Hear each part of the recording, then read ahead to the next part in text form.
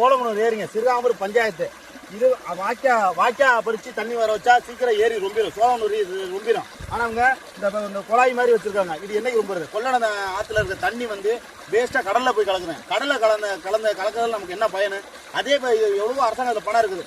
இதை நல்லா வாய்க்கா மாதிரி பறிச்சு விட்டு இந்த ஏரியை தூர்வாரி விவசாய நிலத்துக்கு இந்த தண்ணி விட்டாவே விவசாயம் வாழும் வளரும். இந்த மலை வளம், ஆடு மாடு எல்லாத்துக்கும் பயன்படும். இந்த ஏரியை பாருங்க, கொஞ்ச நேரம் பாருங்க. இந்த சோழனூர் ஏரி பாருங்க, எவ்வளவு பெரிய ஏரி. இது நம்ம இயற்கை தந்த பரிசு. இந்த இயற்கை தந்த பரிசு. இந்த பூமியை நம்ம எப்படி பண்றோம்னு பாருங்க, நீங்களே பாருங்க எவ்வளவு பெரிய ஏரின்னு பாருங்க. இந்த மாதிரி ஏரி இது இருந்தாவே கிட்டத்தட்ட ஒரு 10,000 மக்கள் வாழக்கூடிய பகுதி இந்த பகுதி. அதனால என்ன சொல்லலாம், அரசாங்கத்துல கையெடுத்து கும்புறேன். அரசாங்கம் இந்த நம்ம நிதியை ஒதுக்கி இந்த ஏரியை தூர்வாரணும். ஏன்னா நம்ம மண் வளம், மலை வளம், இயற்கை வளம், கடல் வளம் இது எல்லாமே நமக்கான அவசியமானது.